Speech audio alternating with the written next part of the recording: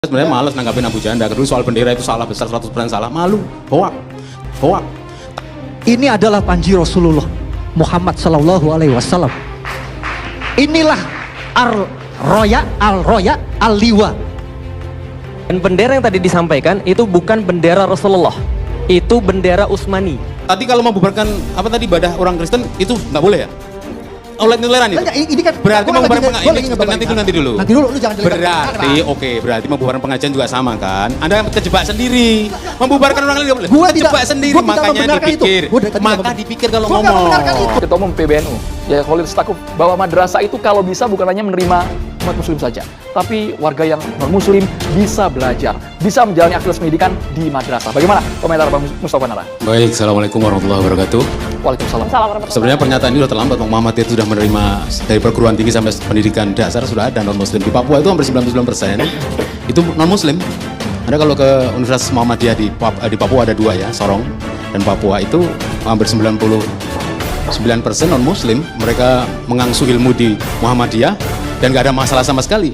Karena di sana memang secara infrastruktur kekurangan kurang banyak.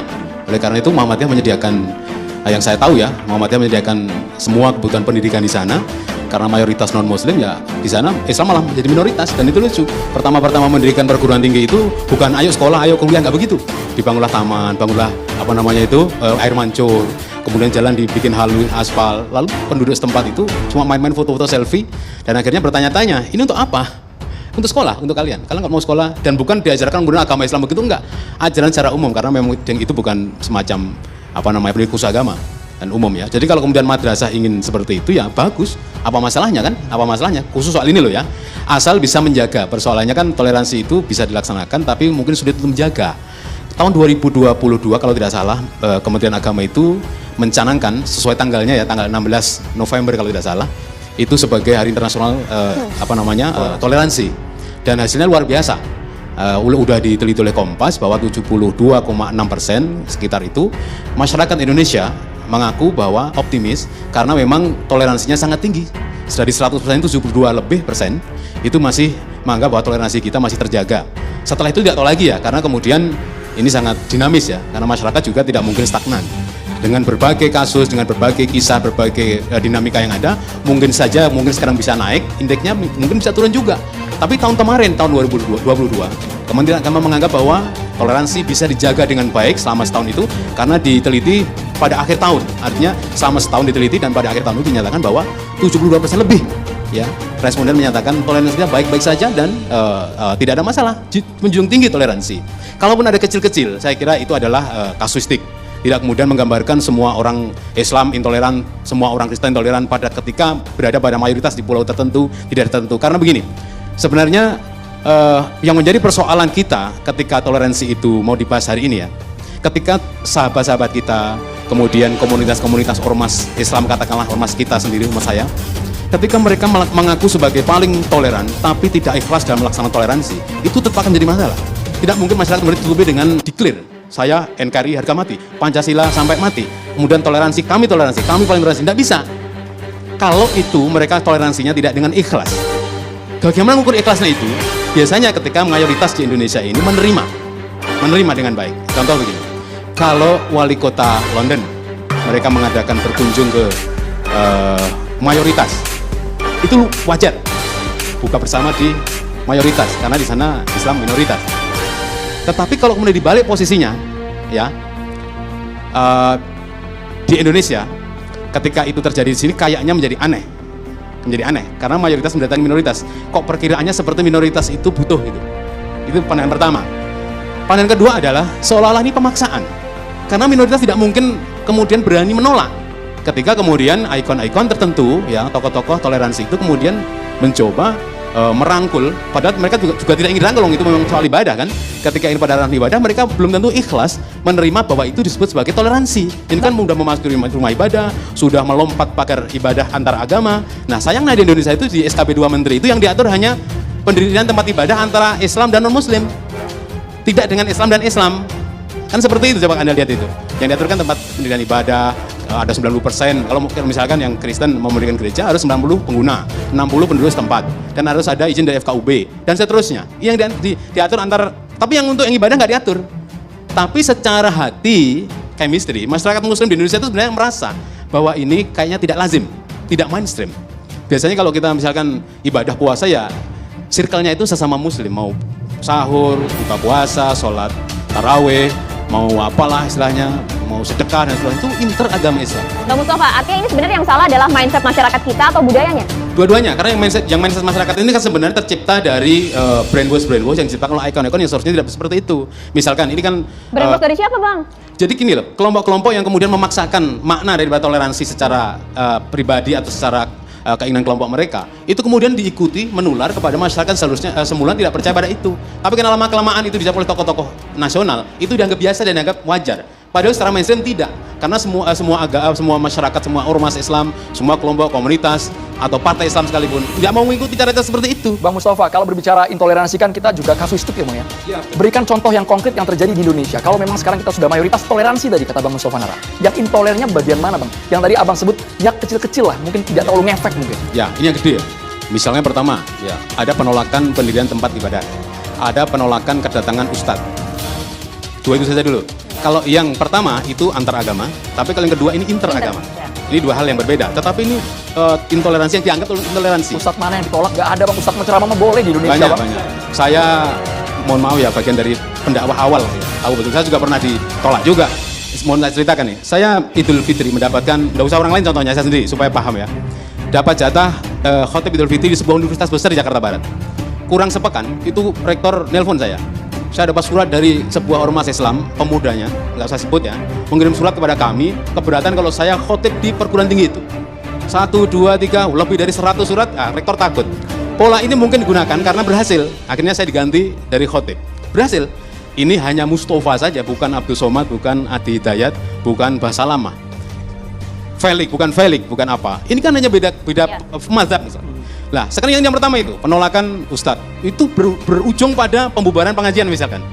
Jadi ini intoleransi interagama yang terjadi nyata-nyata di depan kita. Kalau yang tadi, yang tempat ibadah, saya nggak yakin kalau itu ditolak itu bukan karena tanpa alasan. Misalnya ini ya, ada alasan kultur, ada alasan SKP 2 Menteri. Karena umat Islam sendiri juga alamin, Muhammadiyah memberikan masjid di Aceh ditolak, di depan jalan itu dikasih Jadi ini masih terjadi hingga saat ini? Masih terjadi. Okay. Kita di Malang, di mana itu, di Banyuwangi, Masjid Muhammadiyah dipotongin nama Muhammadiyahnya. Terjadi di Jakarta Barat. Setahun 2 tahun lalu saya memimpin Kokam ke Jakarta Barat, merebut masjid kami yang direbut oleh massa, mengatasnamakan massa. Sebenarnya di balik itu dia ormas, oknum. Tapi atas nama ormas, sampai sekarang masih bergulir di pengadilan. Banyak Masjid Muhammadiyah nggak bisa berdiri. Begitu juga gereja di sebuah provinsi, wilayah nggak bisa berdiri karena semuanya tidak mungkin itu adalah intoleransi, tapi itu karena pelanggaran administrasi misalkan. Beberapa hal seperti itu ya. Saya mau beralih ke di Tolikara, musuh itu dibakar. Kemarin kita beralih dulu Bang, ke Abu Janda Bang. itu juga ya, sampai mati TNI itu. Anda sepakat dengan hal ini? Jadi sebenarnya mindset dan juga budaya kita yang harusnya dirubah dan sudah tidak boleh kemudian lain. Saya ngomong apa cuma nanggapin Bang Nara? Silakan Bang. Dulu, Bang. Tanggapin dulu. Tanggapi dulu Bang, boleh Bang. Oke, pertama-tama assalamualaikum. Ini ada Bang Ade, ini ada komandan saya di Bansel, Kiai. Nah, ini ada Bang Egi sama Bang Nara, ini senior saya nih Mbak. Jadi Bang Egi sama Bang Nara ini 2019 mereka bikin gerakan Mbak, yang namanya 2019 ganti presiden. Saya pengen nyatakan hari ini, Bang Nara, Bang Egi, saya setuju. 2024 kita ganti Pak Jokowi dengan Pak Prabowo. Setuju? Takbir. Kita boleh balik ke tema ya? Oke. Boleh, silakan. Langsung kampanye, ini belum mulai langsung kampanye. Masih panjang, Jadi, masih panjang. jadi saya izin ya, saya udah siapin data nih biar nggak ngalor ngidul nih Bang. Soal intoleransi ini izinkan saya buka data supaya nggak ngalor ngidul. Ini saya mau bacain kasus intoleransi 3 tahun terakhir ini yang saya catat ya. Izinin ya, kasih waktu ya Bang, agak makan waktu. Penolakan ibadah GKPS di Purwakarta 2 April 2023, penutupan patung Bunda Maria atas desakan Ormas 23 Maret 2023, penolakan ibadah di Tarakan Kalimantan 28 Februari 2023, pembubaran ibadah GKKD Lampung 19 Februari 2023, pembubaran ibadah Natal di Celebut Bogor 25 Desember 2022, penolakan gereja di Cilegon Banten 7 September 2022, pembubaran ibadah Natal di Tulang Bawang Lampung 25 Desember 2021, penolakan gereja di Kelapa II Bekasi 1 Desember 2021, pembubaran ibadah HKBP Cikarang 17 Desember 2020, pembubaran ibadah keluarga di rumah di Cikarang 19 April 2020. Saya bisa paparkan data setiap tahun. Minimal ada 2-3 penolakan rumah ibadah dan pembubaran ibadah yang viral. Itu yang viral. Ya. Yang nggak viral bisa 10 kasus, Mas. Mbak, ya. Jadi jangan pakai alasan izin. Maaf nih, saya ada datanya. Ratusan musola langgar masjid di Depok nggak ada IMB-nya. Puluhan ribu musola langgar masjid di Jawa Barat dibangun tanpa IMB. Itu di Jawa Barat doang. Gimana di seluruh Indonesia, mungkin ratusan ribu, jutaan masjid di Indonesia tidak punya IMB. Ini data tahun 2019 ya. Jadi jangan pakai konteks alasan izin untuk mempersekusi ibadah non muslim ya. Ini faktanya memang non muslim aja yang sulit urus izin. Jadi kenapa non muslim saja yang sulit urus izin, sementara kita umat Islam tidak pernah kita terbentur dengan kesulitan izin dalam membangun masjid. Dimanapun bang, dimanapun, ini faktanya. Yang kedua, tepos lironya mana? Kalau kata wong Jawa ini tenggang rasa gitu ya. Orang lagi ibadah gitu, maaf ya kalau orang Kristen ibadah itu kayak orang kita umat Muslim lagi sholat jamaah lah gitu. Sekarang balikin ke diri kita, kalau kita lagi sholat jamaah ada yang datang, tiba-tiba bubar. Udah ada izin belum nih? Kira-kira perasaan kita gimana bang? Dan itu dianggap kebiasaan, dianggap normatif, dianggap kelaziman. Gila gak? Di negara ini? Gila itu. Ya. Jadi, maaf nih, kemarin ribut-ribut Israel. Menurut saya, bangsa kita tuh belum pantas. Protes-protes Israel penjajah. Protes apa? Di protes Israel penjajah, kita di negeri sendiri masih jadi penjajah ke umat minoritas bang.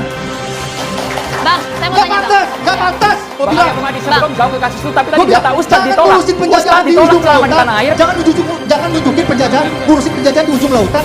Tapi kita sendiri jadi penjajah Boleh diri nanggapi? sendiri. Saya sebenarnya mohon maaf satu menit. Saya sebenarnya malas nanggapin Abu Janda. Dulu soal bendera itu salah besar 100% salah. Malu, hoak. Tadi kalau membubarkan apa tadi ibadah orang Kristen itu nggak boleh ya? Oleh toleran itu. Enggak, ini kan Berarti orang membubarkan lagi- gua lagi ngebaca. nanti dulu. Nanti dulu, lu jangan jelek-jelekan. Berarti oke, berarti membubarkan pengajian juga sama kan? Anda kejebak sendiri.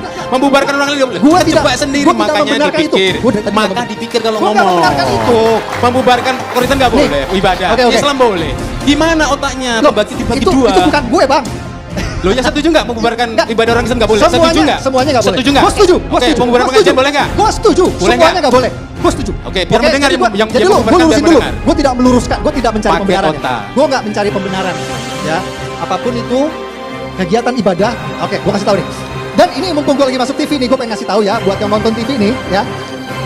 Buat yang nonton mungkin banyak yang belum tahu. Nah ini Bang Egy juga orang hukum. Bahwa bubarin ibadah itu bisa kena pasal berlapis loh. Ya, itu Pak RT yang di Lampung itu kena pasal berlapis. Izinkan saya baca data lagi. Pasal 175 jadi si Wawan itu kena pasal ya. Pasal 175 merintangi ibadah pidana penjara 1 tahun 4 bulan. Pasal 167 memaksa masuk properti orang pidana penjara 9 bulan.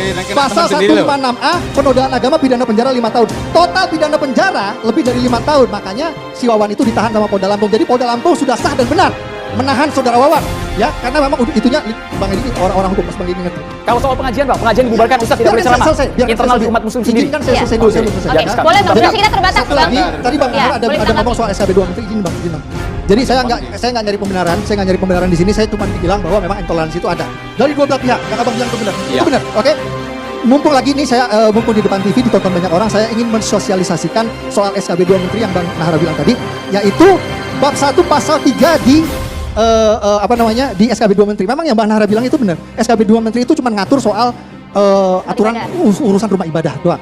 Nah ini ada satu pasal ya, ada satu bab dan pasal 3 yang perlu diketahui oleh banyak orang. Apa itu, Jadi Bang? jadi tolong yang terutama umat Kristen yang sering dibubarin, ini tolong simak. Rumah bab 1 pasal 3 berbunyi, rumah ibadat adalah bangunan yang punya ciri-ciri khusus yang dipergunakan untuk ibadah kecuali tempat ibadah keluarga. Oke? Apa yang dimaksud di sini? Jadi banyak bapak-bapak aparat yang sering kejadian pembubaran ibadah, penolakan gereja. Banyak bapak-bapak aparat tidak ngerti aturan sehingga mereka nontonin doang, Bang. Jadi ketika oknum warga datang ngebubarin, mereka nontonin doang karena mereka nggak tahu aturan ini. Mereka nggak tahu bahwa rumah ibadat keluarga itu tidak perlu pakai izin. Apa yang dimaksud rumah ibadat keluarga? Oke, simak ya. Yang dimaksud rumah ibadat keluarga kalau di Islam itu namanya musola, kalau di Kristen itu namanya rumah doa. Ya, jadi untuk kita umat Islam kalau kita mau bikin musola di rumah atau bikin musola di ruko perlu izin nggak? Tidak perlu pakai izin. Begitu juga orang Kristen. Orang Kristen mau bikin rumah doa di rumah atau di ruko itu tidak perlu minta izin. Nah ini penting sekali buat umat Kristen tahu. Jadi supaya jelas kalian ibadah di rumah, Stop di sini, kalian kita ibadah di ruko tidak perlu minta izin. Itu Oke. menurut SKB 2 Menteri. Oke, Ya, kita jangan berhenti mau dulu, Bang. dibubarin saya enak. Ya. Karena ini tekstual saudara, ini memahami hukum ini tekstual. Rumah ibadah itu boleh di rumah keluarga, tapi yang hadir siapa dulu? Kalau nanti dulu, Anda kan kurang literasi Loh, ini. lu bukan Nanti literasi, dulu, lu ngomong sembarangan. Ini gua udah boleh pelajarin. mendirikan, Lu boleh udah mendirikan. pelajarin, ini rumah Ototnya jangan ibadah. ditarik. Rumah ibadah, lu jangan motong dulu. Oke, Gini, gantian gini. Bang. Lu jangan Kita motong dengarkan dulu. dulu. Kita dengarkan Gini dulu. dulu. Ini ngomongin dari tadi. apa namanya? Beberapa kasus